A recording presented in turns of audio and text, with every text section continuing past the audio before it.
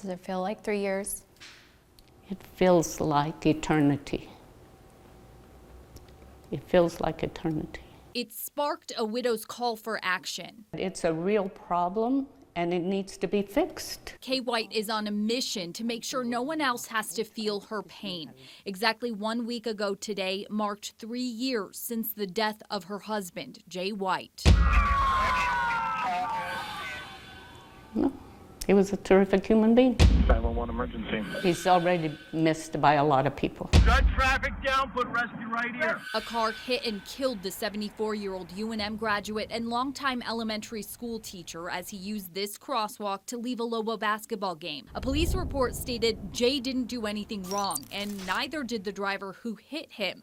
Attention turned instead to the faded crosswalk at Bradbury and Avenida Cesar Chavez outside the pit. Kay sued the city and the University of New Mexico for negligence, saying emails revealed they knew the crosswalk was dangerous and did nothing about it. She also called for a safety study, and the city agreed, spending $21,000 to get it done.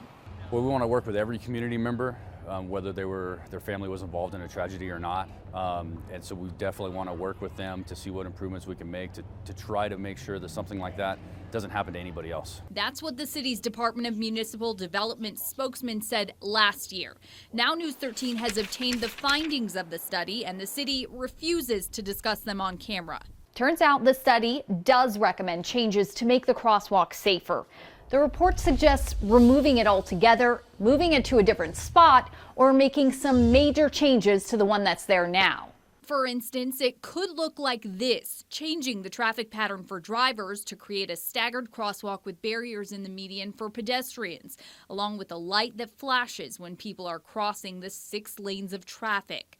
The city says it won't get rid of the crosswalk, but it's evaluating the other options and hoping for funding from the legislature to help. I want that traffic study put into action. Action, she says, because sorry isn't good enough. Today is Mr. White, tomorrow might be Mr. Begay, you know?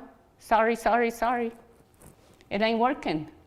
How many lives do you have to lose before the bell rings? The city of Albuquerque and UNM have now settled in the wrongful death lawsuit. The city says it will pay out $350,000 and UNM an undisclosed amount.